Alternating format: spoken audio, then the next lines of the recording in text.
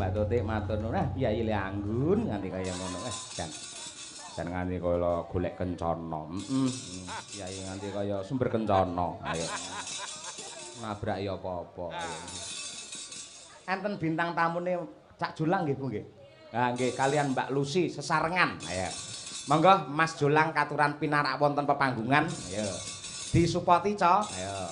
Muga-muga kadang-kadang sing dodolan ning wayangan bengi iki kabeh pinaringan laris, ngaturake ya kuwi warung pojok. Wah, ya nggih, nggih. Men jumeneng Mbak Lucy karo Mas Julang. Iya to, diaturake. Dados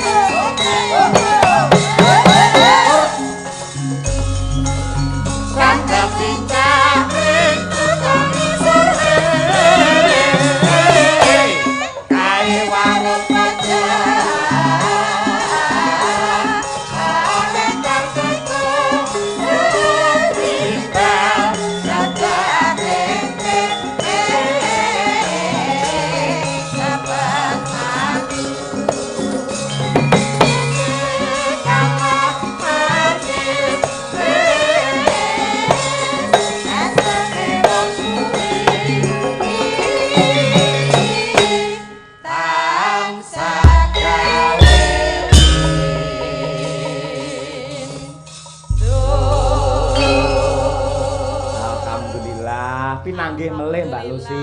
Jengdalu pinanggih malih dulur lanang sedulur wedok. Nggih, salim rumiyin. Alhamdulillah sehat nggih Kang Mas. Pangestunipun sehat walafiat. Jenengan nggih sehat mawon to. Pangestu panjenengan sak kanca kula diparingi sehat senajan radi glerek-glerek mboten sekeco tapi pinanggih sedulur lanang kalih Mbak Yu wedok kula semangat 45. Seperti malam hari ini. Inggih. Bidal saking Ponorogo jam pinten? Wow, tabuh gangsal. Gangsal nggih. Injih ngapunten radi randat ngaten. Rawuh mriki jam pinten dugi mriki? Rawuh dugi mriki wau jam 8 dalu. Panjenengan jam pinten Kang Mas? Kula wau magrib jam 6 dugi mriki. Alhamdulillah. Senajan bapak yoyok kali garwa niku ngasta dosen tapi piyayine disiplin. Wau nggih nderek upacara to? Nggih.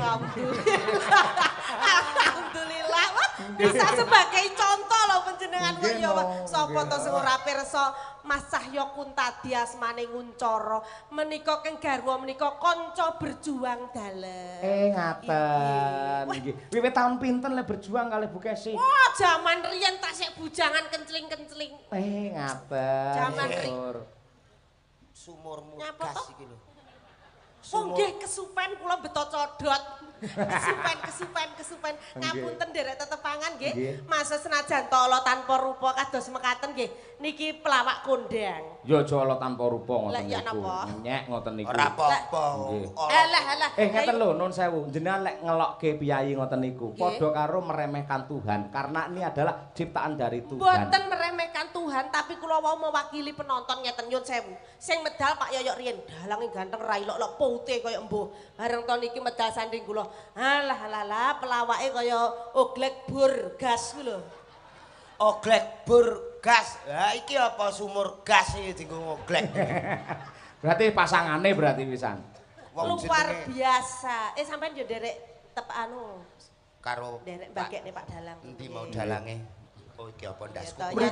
Ndase kurang mriki nderek tetepangan. Kaya napa tasik dulur kalih bintang tamu pas nang Ponorogo wingi nika. Yayu Putri nika lho. Oh, Yayu.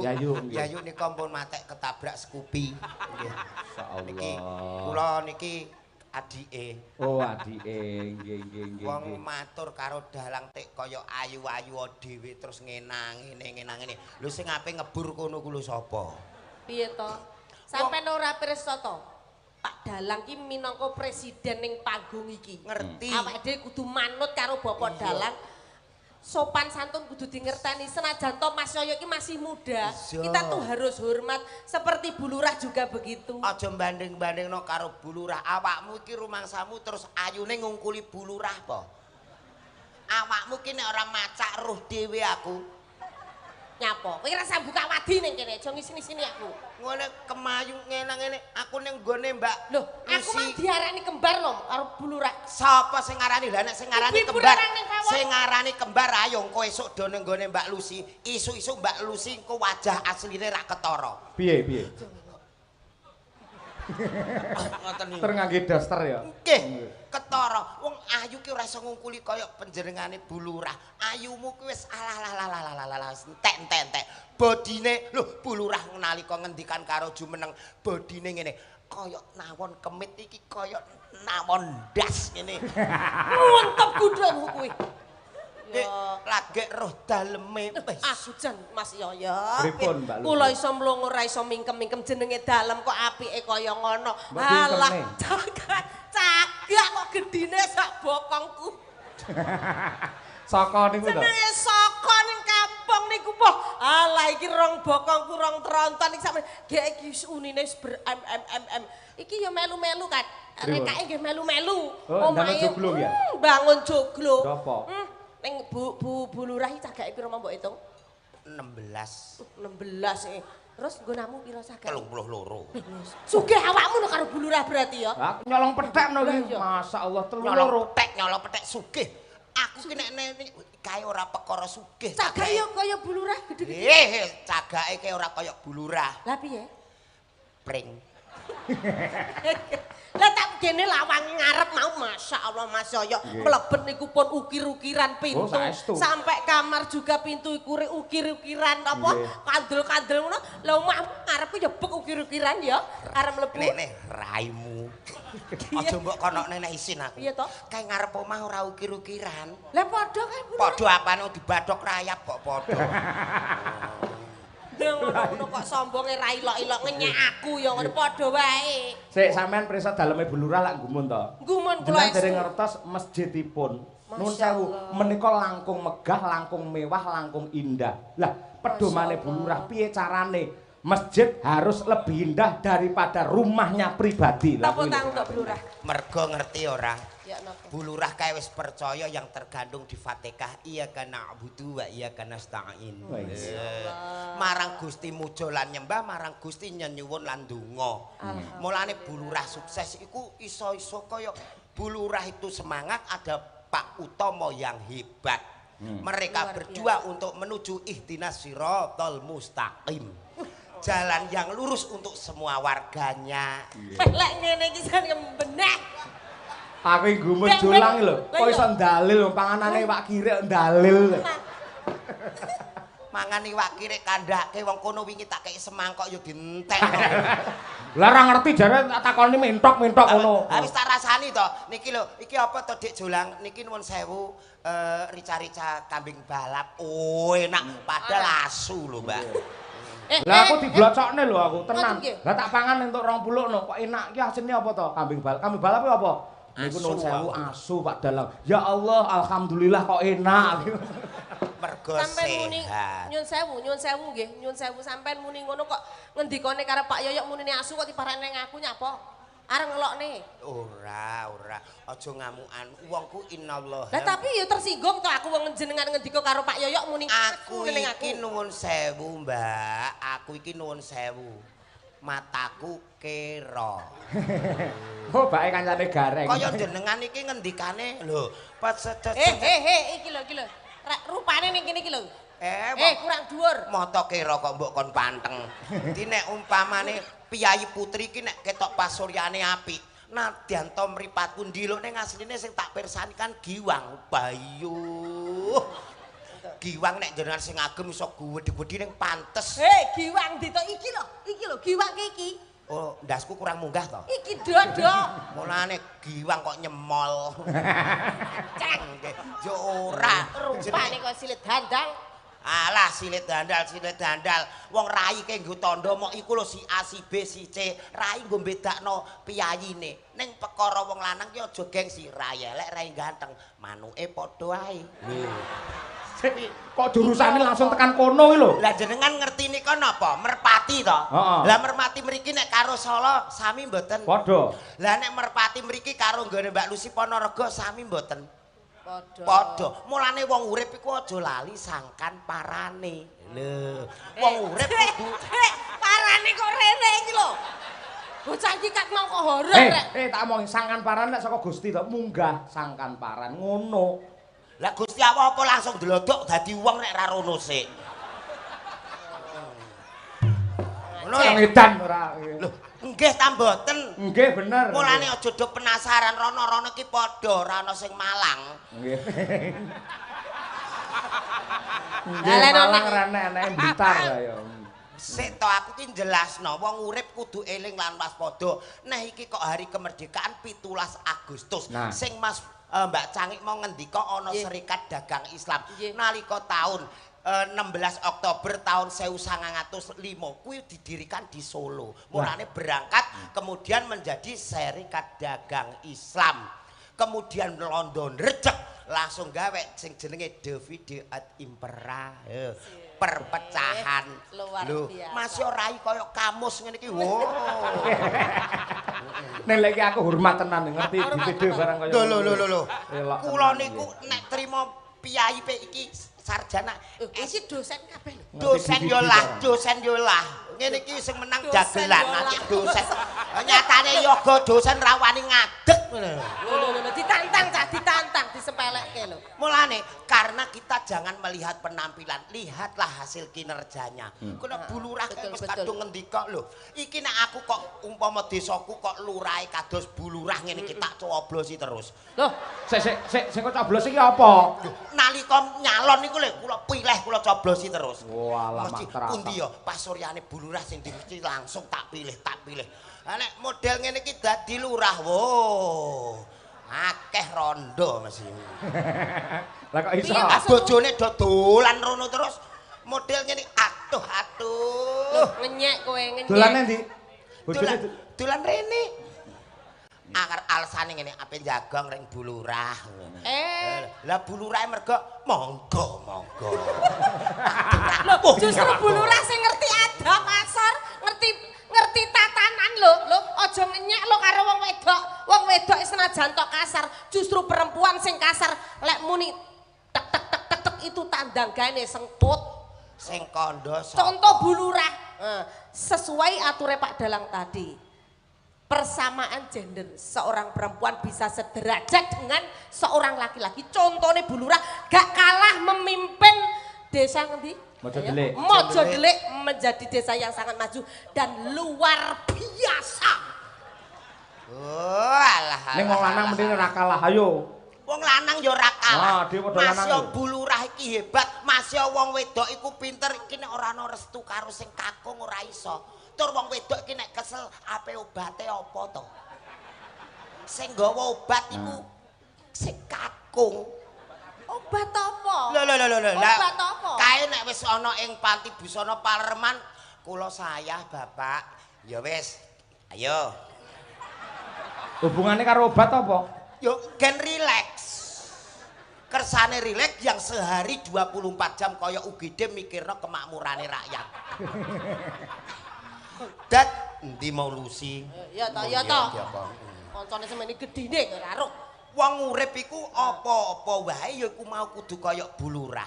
Aja lali sangkan parane biyen-biyene piye. Ngono kuwi. Jadi tegese piyai mriki niku luar biasa. Wow. Yang luar biasa juga masyarakat mriki. Juga karena pemimpinnya. apa?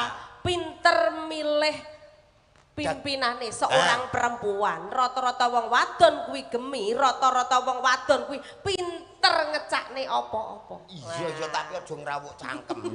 Ki lah aku gemes loh. Wong wedok iku pinter ora kawit saiki ning kawit biyen. Siapa yang dapat menjebolkan benteng Portugis, Belanda dan lain-lain? Wong wedok. Kok iso? Lho wong wedok do maca ayu, gurine sine dunak tenggok kae.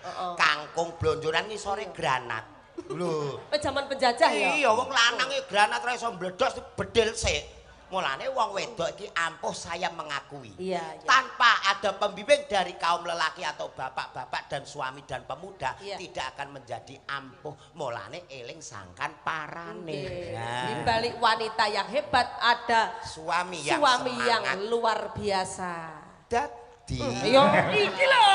Iya. Kat mau kudu rono tak Dadi intine tetep gotong royong. Sing lanang gotong sing wedok, sing wedok Sik to balenan omonganmu, gotong royong. Kok sing lanang gendong sing wedok, sing wedok gotong sing lanang, sing piye to maksude? Sing lanang sing wedok gotong-gotongan piye to? Piye to maksudmu? Jelasno angel aku wis kadung muni. Lelaki dan perempuan Harus bersatu padu seiring sejalan. Lah, kuwi lah memberi support. Nek wong wedok dadi lurah, wong wedok dadi pegawai apapun nek sayah tetep butuhno kaum lelaki utawa bojo. Ya padha wae, lek sing ngasta sing kakung ya tetep butuhne garwane. Ya ngono ku ya ana sing garwane kono-kono ku ya ana. Dadi kuwi lek nyontoni rapi meneh. Rapi piye to? Nyatane iki garwa-garwane iki ning dalem ning kene memberi inspirasi hiburan supaya ora penat. Iki garwane sapa iki? Lho. Ini garwane sapa? Garwane wong. Nah. Ayo. Garwamu apa piye? Lho garwane wong-wong, Pak. Ayo, Li. Alah kok api men bojone jolang kaya ngene. 17 Agustus yayake kudu lurus. Nah. Apa? Angger sing ketok maju. Yayake apa to yayake? Lungguh. Paling ndak, paling apa paling lenggah. Ayo sing lurus. Aku ya ora mudeng basane kok. Sing lurus. Ayo sebelah bukesi rontok mundur. Kok gede men to? Rene lho. Piye karep-karepmu bariske ngono ya? Apa tak bariske ora iso lurus ana sing rene ora enak. Dadi lho mulane kenapa sekarang itu dengan kandungan arti merah putih merah berani putih itu suci. Nek cara dukun utawa ngilmu kejawen marmati kakang kawah adi ari-ari getih puser sedulur papat kali mau pancer. Bali eneng asal usule. Lho, balik kene nek. Lah rono nek iku entuk ta ora? Wong pancen wong urip iki asale kok ngisor ora ana wong urip kon dhuwur kuwi.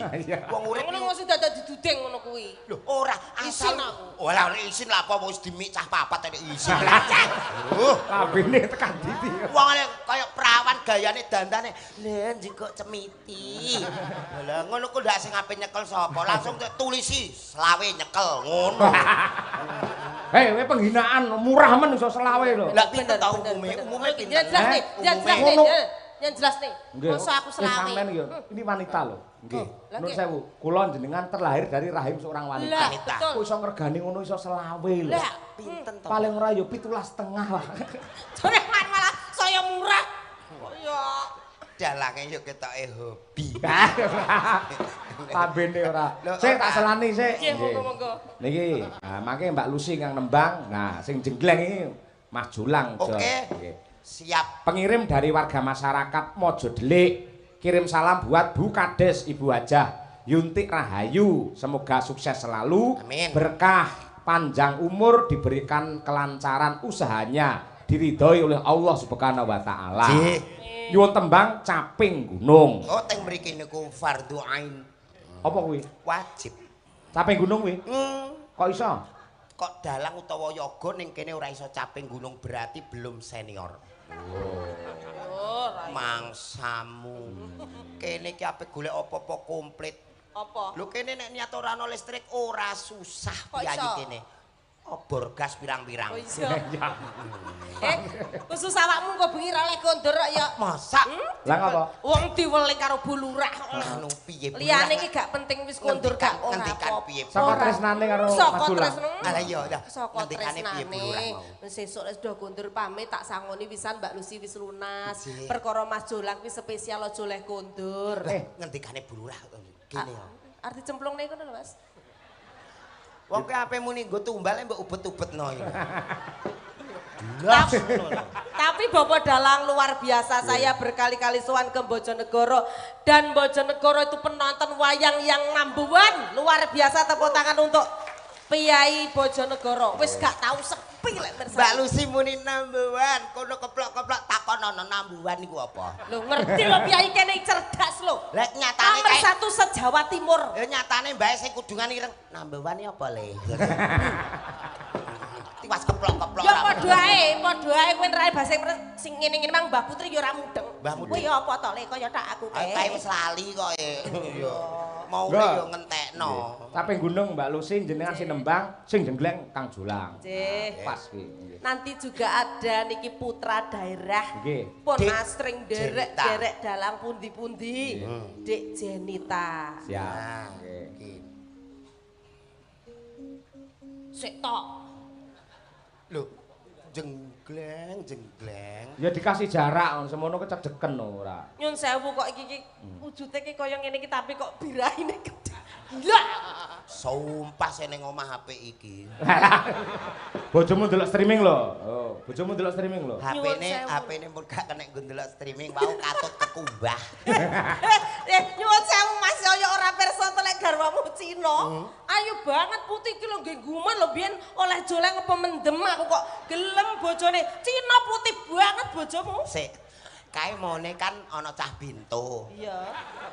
Wireng ngono eli anggere wong do nyiyo-nyiyo terus tak glandang mengguri tak dusi ning pom. Lho lah kok ketok resik bar sak sabune kok resik awake putih kaya bukesi. Akhirnya terus tak nggo dhewe. Ayo didusi. Walat karo bojomu. Anjar sekar ae. Kene wong ki riwayat, nek kene punya cerita saya juga punya riwayat. Iya. Ya. Nano. Ya Mbak Lucy. Ngapunten niki radio waduk. Kenapa-napa. Sik turung. Ditato gambar wineh. Wineh mbahmu. Lah iki oyote. Cenanangan ora Coba dolan. yang ngono to. Sabar bengi. Medelan 50 iku kudu tenanan iki.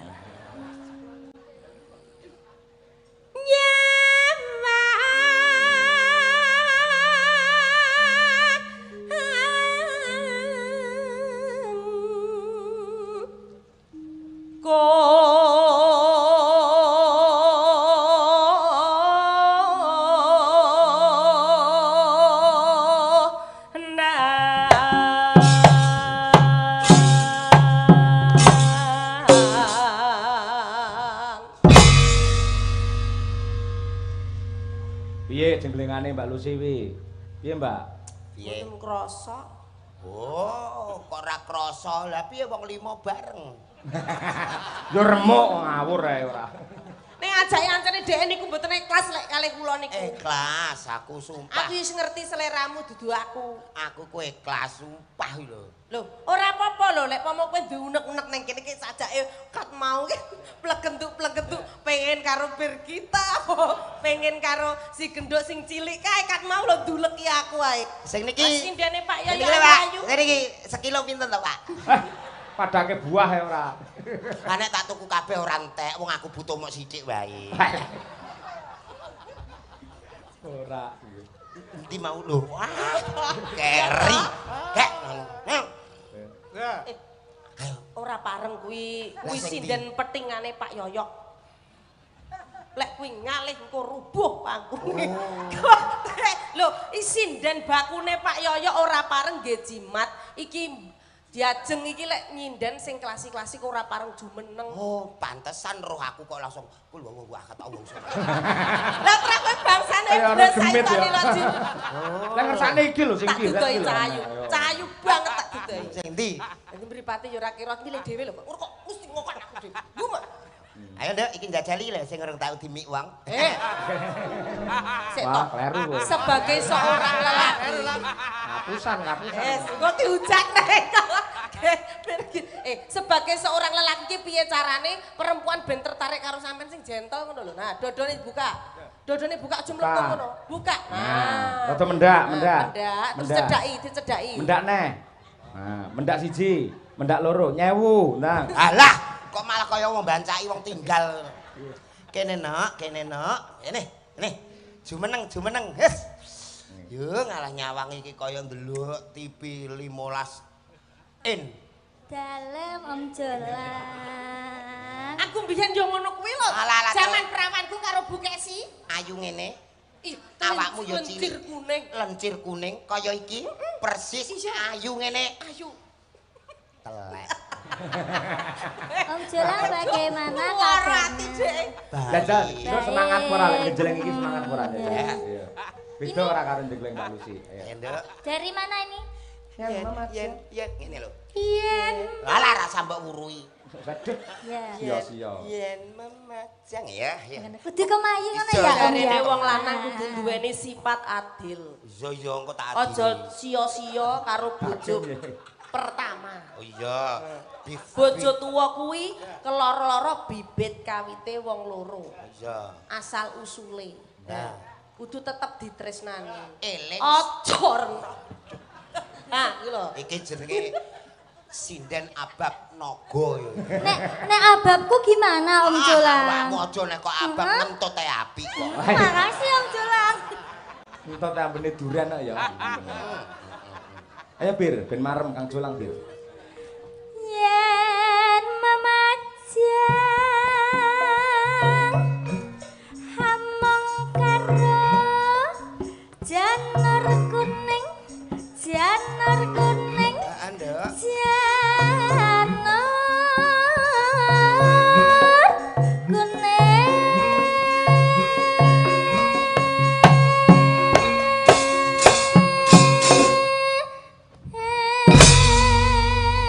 Elok semangat tenan membara. enak banget Om Wah, Jolang enak. makasih Enak Om ume, Jolang. wah. Alah nduk wong kur mencolot pisan biasane iki lho ping 15.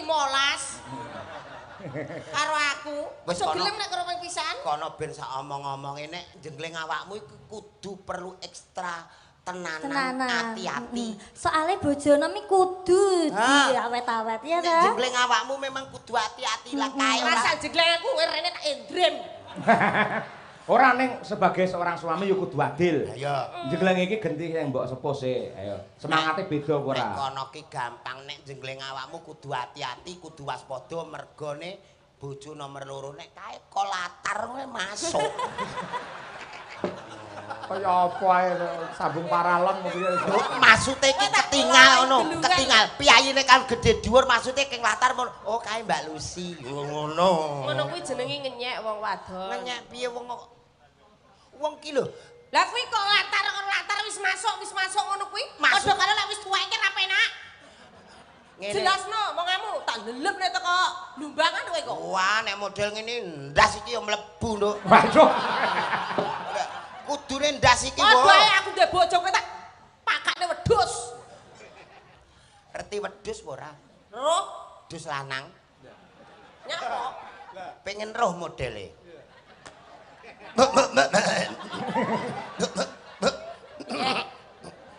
Ya, genten kono tak jegleng cemburunan andani mulane aja ngenyak wong elek-elek lho. Ngerti dhewe. Ya, Kembang. Ya, Pak. kembak sik ya, Nduk, iki kok. Iya Om. Engko nek wis turu awake dhewe. Ya, siap. Alon ae. Ya, alah. Lah iki kok wis gogrok iki, Nduk. Tulung kerok ana. Angger ngene iki dilukas turu.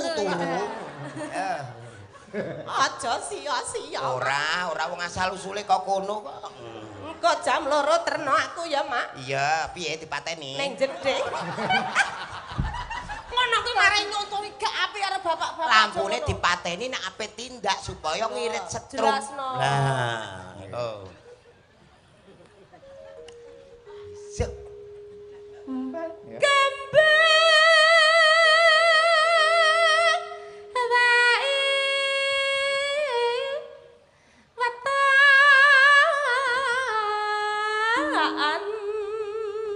Wis kaya ape nyemplung sumur gas iki ya.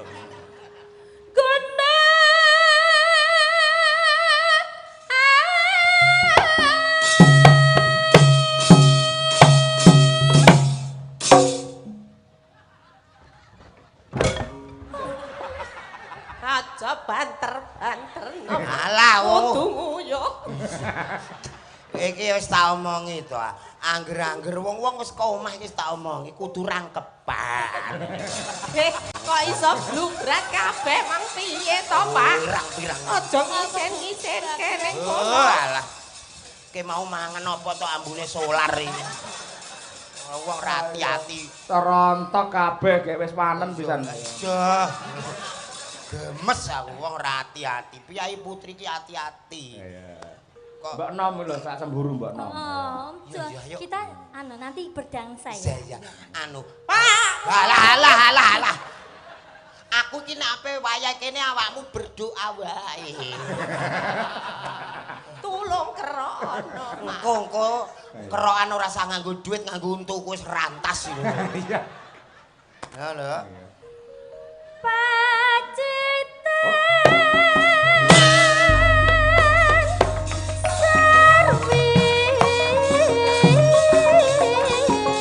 Oh, tak kalah.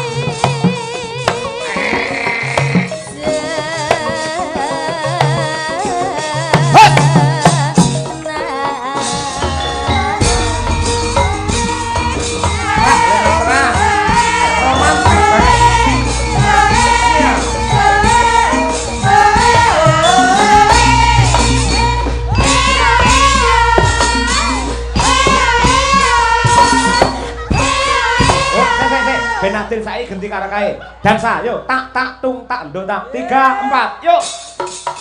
Dansa. Sik. Karo kae. Karo sing mbok tuwek. Kula kon Dansa. yo alah.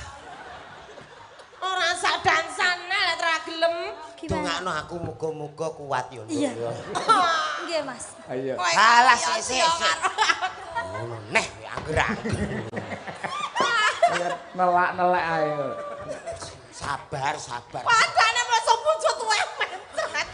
Gak ngerti kok. Ayo. Terima. Ya wis ayo. Dansa. Kayak Tak, kemau. tak tung tak, yuk.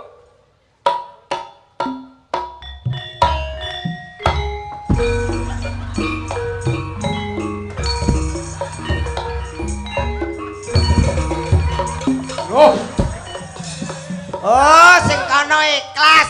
Aku digeret kon mrene. Iya, berarti adis diikhlasne karo. Ya wis lek ngono aku tak mulih. Mas Jolang. Aku suwe-suwe dadi bojomu. Ora Kaya njunjung dream ae ora. Mas Jolang, aku ya pengen Mas Jolang. Aku ya ora gendang aku. Mbok wae mesake. Aku ya pengen Mas Jolang, aku ya pengen. Kowe kok ndang mbok nama aku ora lilo aku. Tak mulih ning Ponorogo. Langsung. Ora lilo. Bojo cemplung ning sumur lho. Rono lho. Maksudnya Ngangkat kene ati bahagia, bareng wayah ngangkat iki bahaya. Musibah. Wong mbekno. wong ora gelem telateni lho. Sakjane aku bobotku ya padha Birgita nek. Iya. Birgita iki paling pira kur 55 Mbak Birgita kuwi. Birgita 37. Awakmu ki pira? Selawe. Selawe. Iku kabeh apa iku tok? Bandule 85. Wong tahu. Ning kantor ditimbang trimo di deleh ngene sithik 52. Mbok Pak genti, ayo. Mbak Lucy genti. Ayo. Ayo Mbok Wek. Ayo lho. Iya, malah aku sing ketok tuwek. Oh padha tuwek. Ngono lek gontok-gontor wong ayu mripate ora iso bersahabat to ya. Aku age baru ulang tahun mbok amuki ae. Ndang. Kudu ade lho ya. Dek mau mbok wedok mbok kapake. Tak dak dansa terus Dansa. awakmu ki Iya, kok iya, ngajak apa ayo manut. Panas.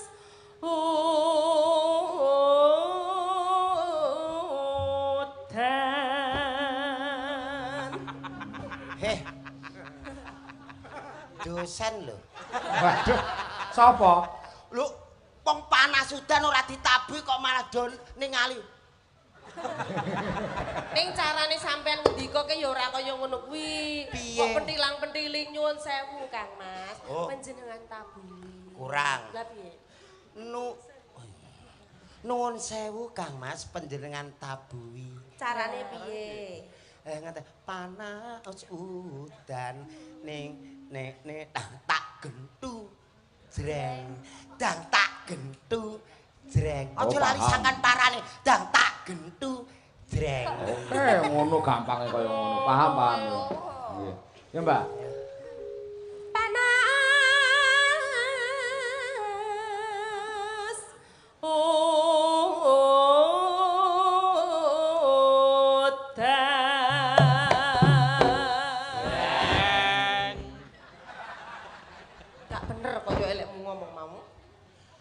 Jreng iki aja nganggo tutuk. Tutuke gong dicekeli lagi jreng nggih. Oh alah. Sing cetha to Mas Jolang. Ketoke roh aku kok koyok roh grahana to Mas. Ayo buta ijo. Tok endi mau lusi. Angger-anggeri ndasku muntir dhewe kon. Panas.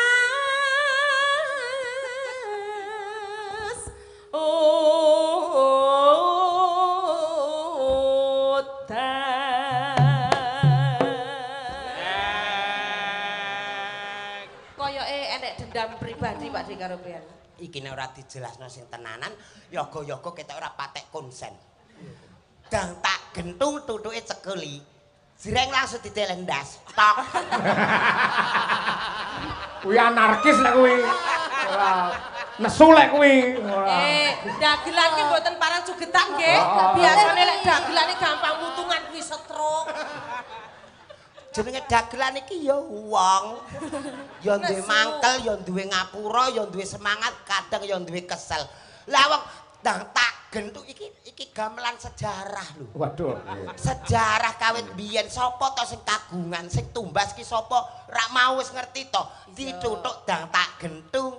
Jreng tabohke siji-siji. Oh, tabohke siji-siji to.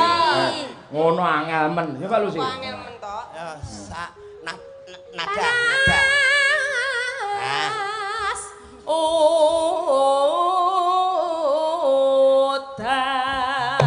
Odan.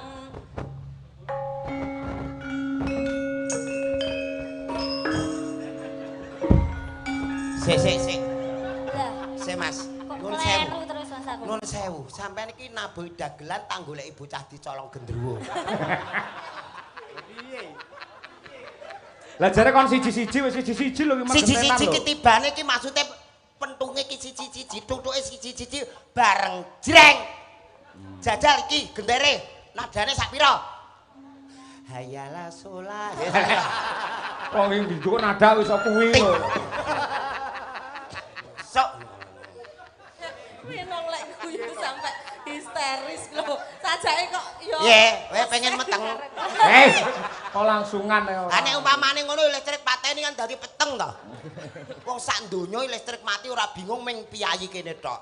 Nyapa? Kok iso? Ah wong sak donya anggere listrik mati, golek lilin kene ki tetep padang. Kono ku 24 jam ora matek.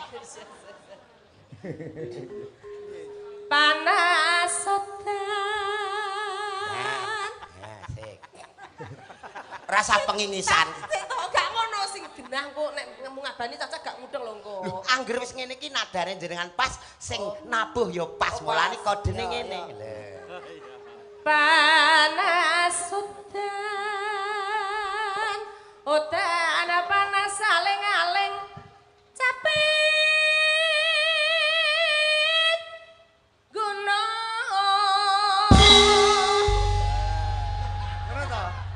Bener to?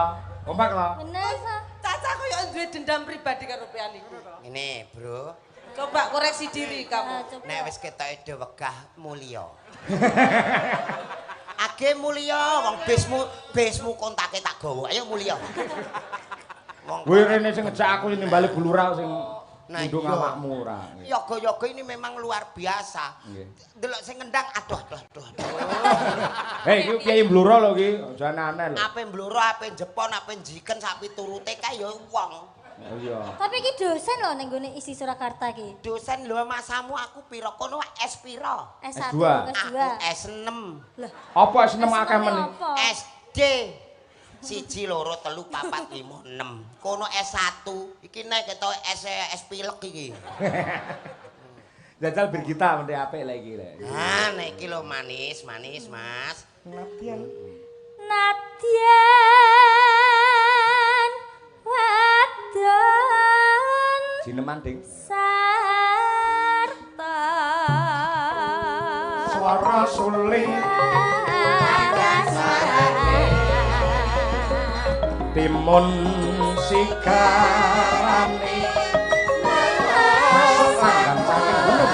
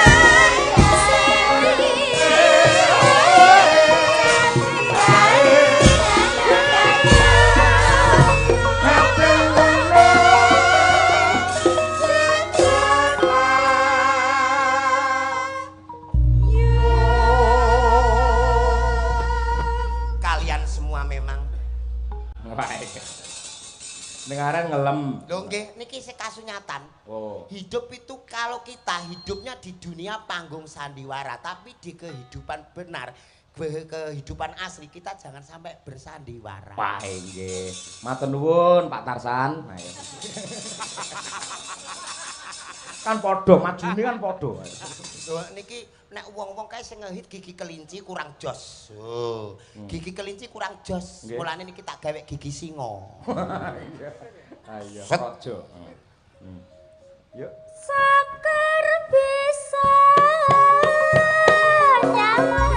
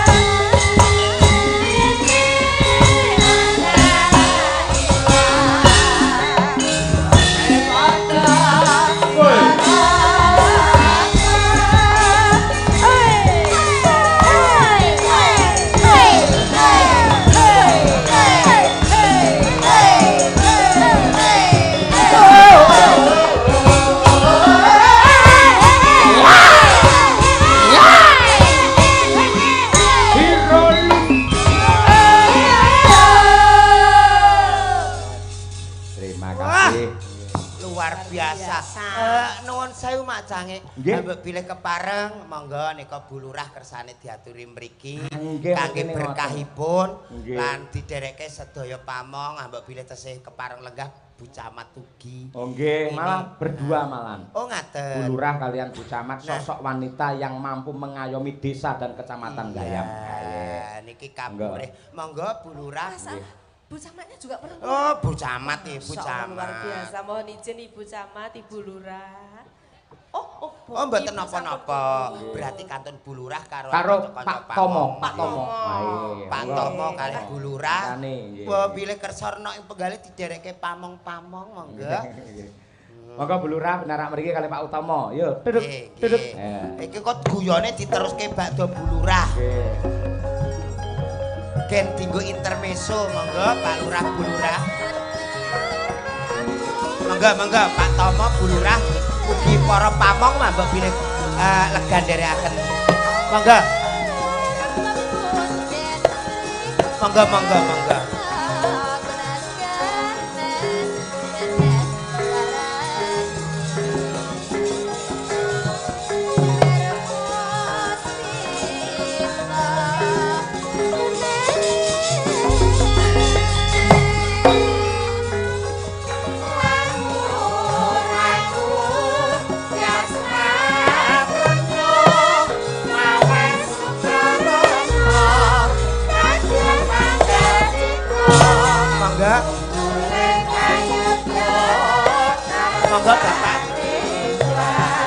Doa pasti.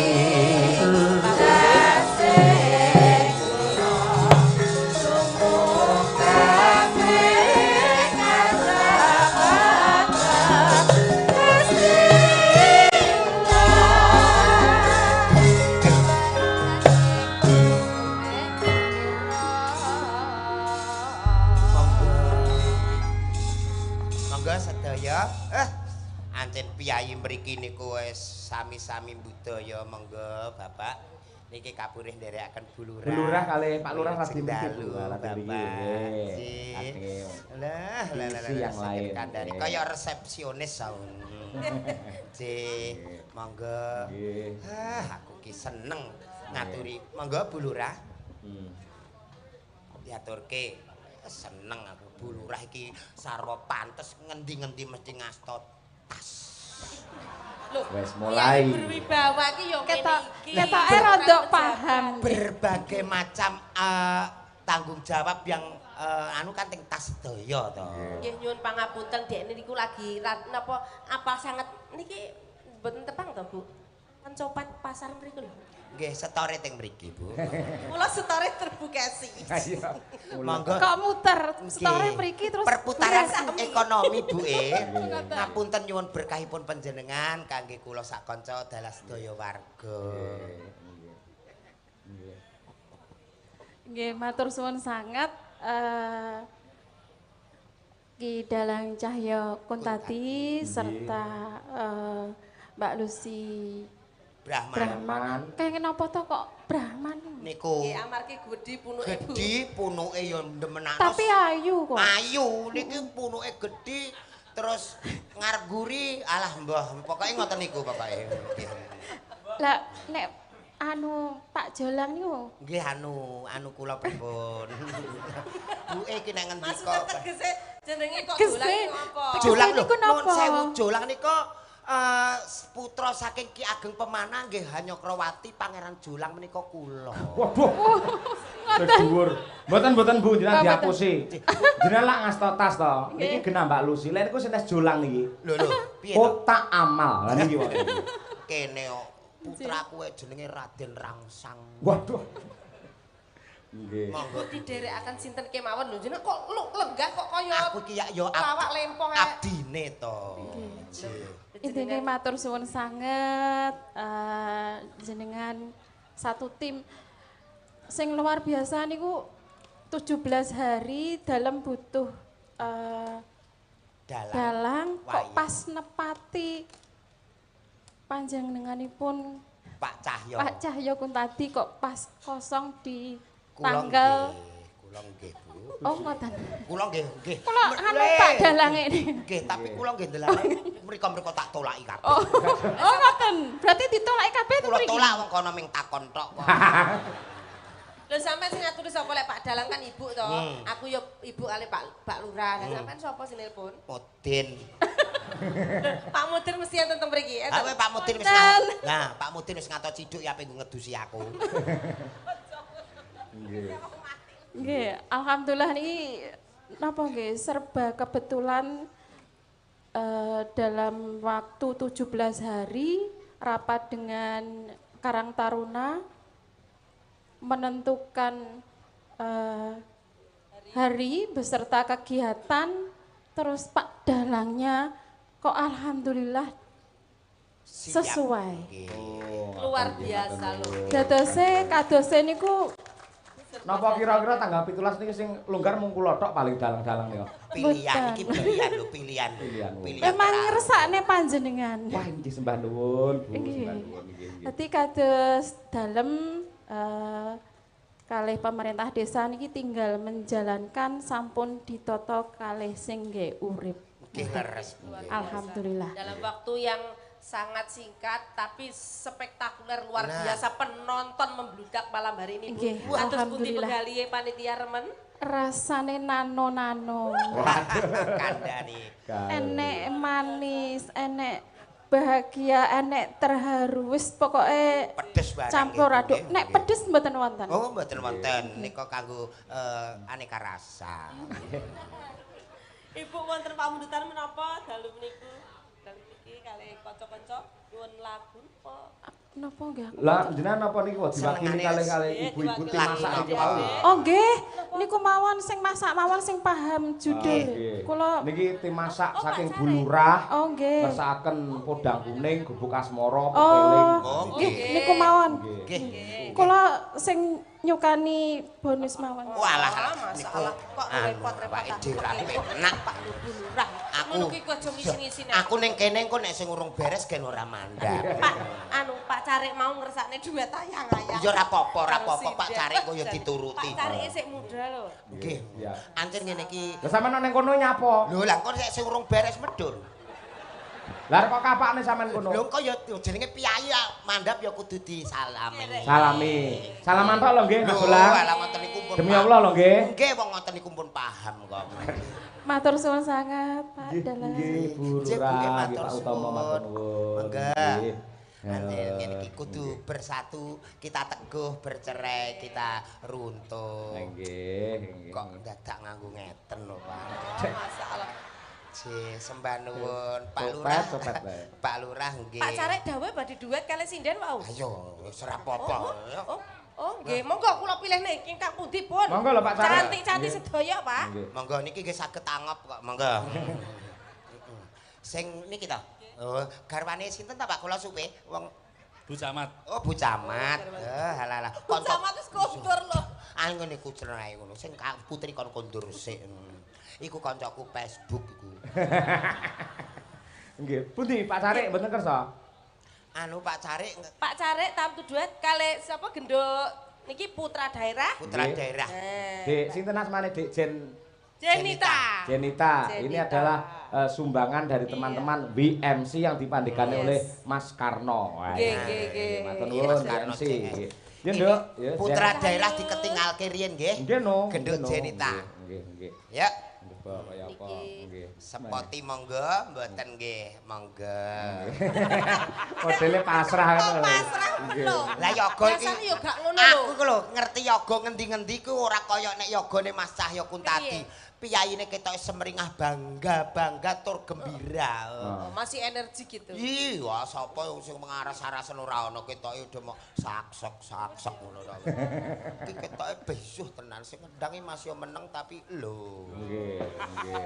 Oleh Pak Jolang, anak Pak Jolang. Niku lho, Mbak Jenita pun jumeneng Pak Jolang. Cantike. Kandhanono awakmu ki anak didike sapa? Kandhanono ben do pirsa. Kan kula putrane jenengan to. Lho, ngerti Mas yo ndase ngene. Lho. Mosok ing atase jenane cantik lho, Mbak. Iso duwe bapak kaya gemuk niku pripun? Kan bapake kula namine Budi dan iki Mbak Budi. Ya.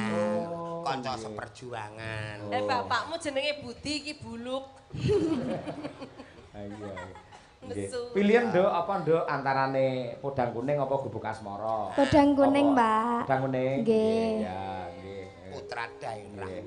Enggak, nuwun sewu sik. Ayo, nggih. Nggih. Mboten nggih. Nggih. Zen, coba kaya apa? Pengen ngerti suarane aku. Jenita. Nggih.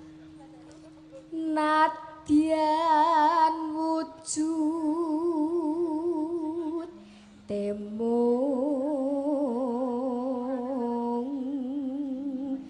peksi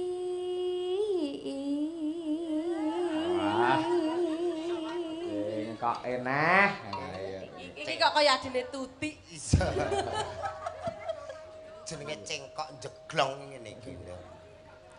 Nano. Ya.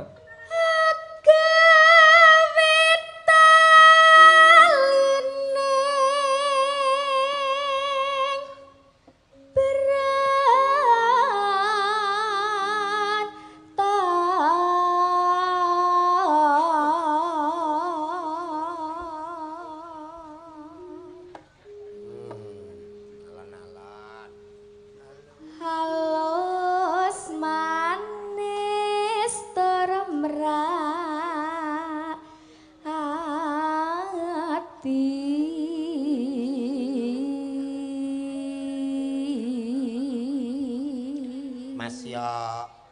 Mas yo pinter nyinden sok aja kepengin duwe garwa dalang. Lenten apa, Pak? Dalang kae nek nuju ra tanggapan bingung pe mbayar listrik kae ora tanggung jawab. Ya aja fitnah lho Kok weh. iso? Ora fitnah. Ke tanggaku ana, Pak iki sesuk anakmu mlebu SMA danane ngendi urung di duit ngene kuwi ki malah ora nyapa-nyapa Nduk, Zen. Nggih. Sok pamane entuk jodoh, aja pisan-pisan rabi karo dagelan. Ya. Lenten apa niku? Mergo dagelan ki nun sewu lek mati, niku nun sewu, awake kabeh pancen ning swarga, ning cangkeme ning neraka, Dik. Aku ning neraka lah ora apa-apa. Engko nek ngantek dalange ning swarga, ape nyumet rokok nyileh geni tak tapuki. Anggo kok kene wisan. Saurunge ngeteri geni kowe wis molat-molat melat-melat kok ya. Neraka nggonane kok. Nduk. Kono didangu apa Ya kono? Cahayu. Dalam Kamu masih SMA napa sampun kuliah? SMP. SMP. SMP. Cepet gede angger bar mangan ngombene ore aku. Ini gedine. Malah pupuk iki lho rumasane lho. SMP kelas berapa? Kelas kali. Masya Allah kelas loro lho ya. Jenita lho kelas loro pinter nyiden ora kaya anakmu. Iya, piye anakku, Setahun Teh? ngidoni pake. Iso. Awakmu mbiyen kelas loro ya dadi gali ngono yo awakmu. Saya dadi sinden pinter. Nano. Ijen.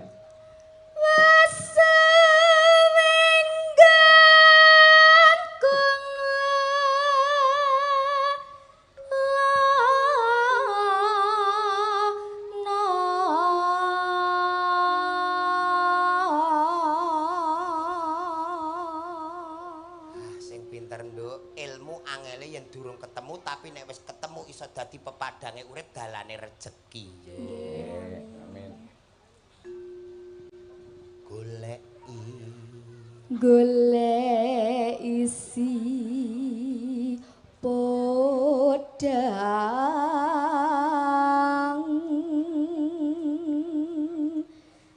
jenar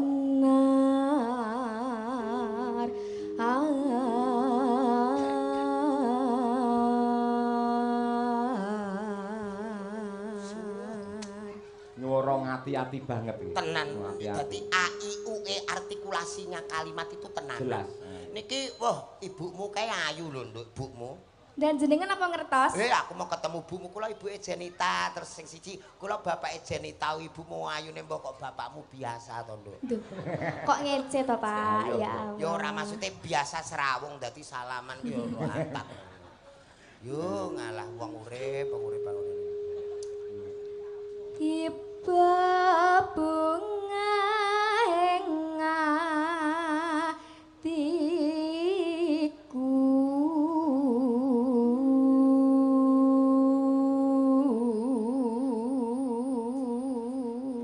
Sing bedhek kae jek legan nek awakmu menawa cocok. Saya SMP lho ki aja ditawak. Kula tasik cilik lah. Lu SMP ki aku apa nawani rabi to ora tetepangan seduluran.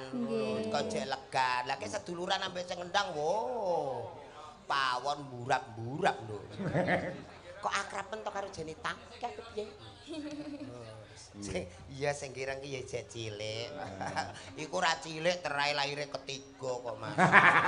Pas panas kentang-kentang ya. Arep boloke kecentret. Ora. Kok kaya dhek kaya api-api wae. Lho aku dhewe ya ketiga. Ya. Entane, Nduk. Nyanding bisa dadi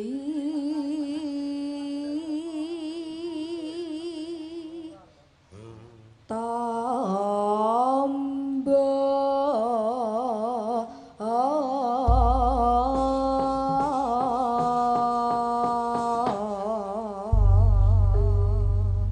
Nggih, monggo kalajengaken podhang kuningipun. Ya, buka celuk saka sampean, Nduk, Jenita. Langsung mawon. Yuk. esuk awan ning omah wis ora krasa eluyuran anggoleki sing tak sayang mubeng mideranggonku goleki ora krasa esuk awan nganti wengi